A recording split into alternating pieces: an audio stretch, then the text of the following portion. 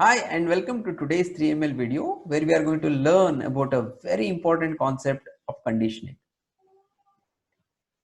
What are the factors affecting an individual personality? You are some personality today, but what made you that?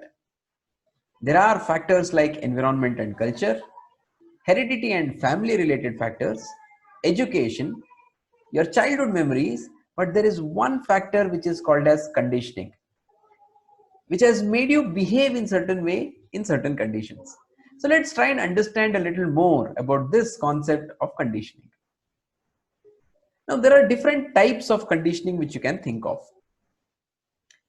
One type increases a desired behavior, and that type of conditioning is called as reinforcement. What is positive reinforcement? In this, you are giving something pleasant when the desired behavior occurs. For example, it can be a reward. You have done a good job. Okay, you are just giving a kind of an appreciation. All these acts as a positive reinforcement. There is another thing called negative reinforcement as well, where you are taking away something which is unpleasant from the situation when you see the desired behavior.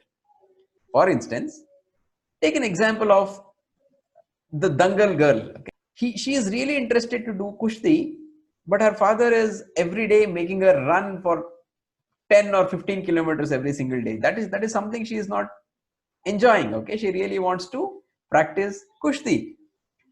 Now her father can say that, okay, you do this. If I see this behavior, you can reduce your daily running from 10 to, let's say, 8 kilometers. That's also a kind of reinforcement, but it is called negative reinforcement. The second type of conditioning, which is punishment, reduces undesired behavior. There are two types again. What is positive punishment? You are giving something unpleasant, like you are hitting your child when he does something which is not acceptable. The second type is called as negative punishment, where you are taking away something pleasant. Your child really likes to eat ice cream, and you say if you are showing some behavior which is not acceptable, you will not get ice cream. That's called negative punishment.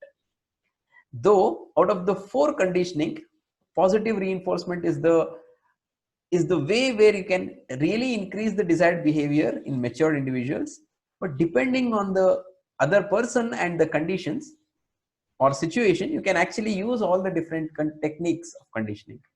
The way positive reinforcement is carried out is more important than the amount.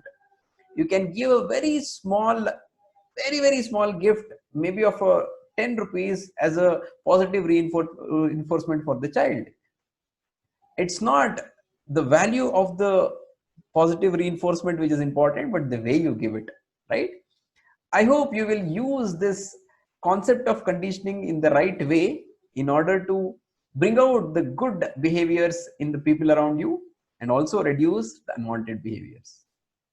Wish you all the very best. Keep learning and keep growing.